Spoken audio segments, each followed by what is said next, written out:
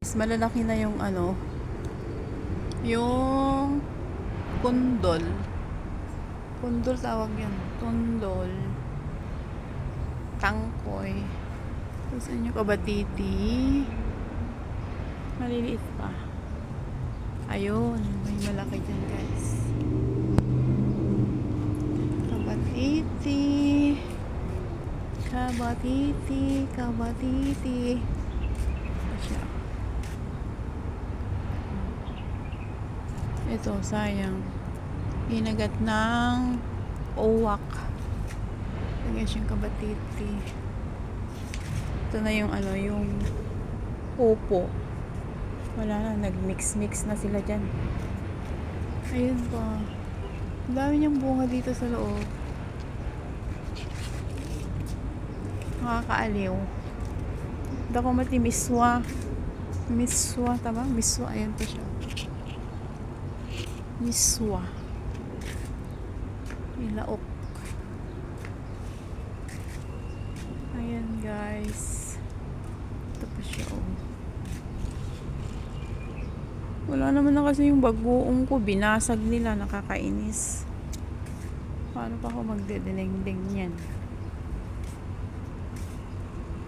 Binasag nila yung bagoong ko na binigay ni ate.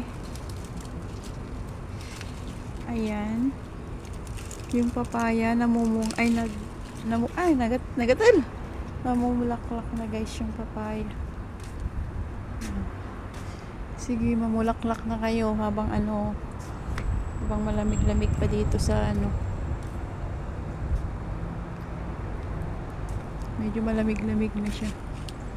Wala na dito guys. Pero sa taas madami. Ayan pa.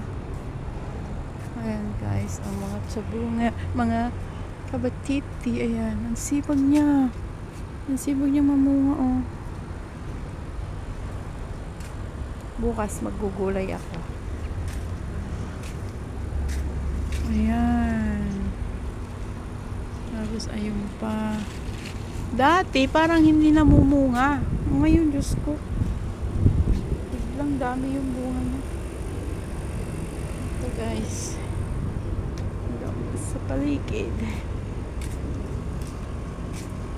Ayan. Nag-harvest sila kanina. Tapos ito yung naman oh.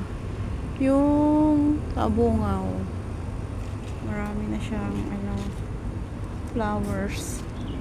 Mamaya bunga na rin yan. Ito yung tangkoy guys. Meron pa dito oh, yung tangkoy. Dapat nga i-harvest na nila dito no. Pero yung pinapalaki nila hanggang maging yung balat niya ay yung green na green. Kagaya ng binibili nila. Umalsemen. Pero gustong gusto nila. Ayan, yun lang ang bunga nun. Nandun. Ayan guys.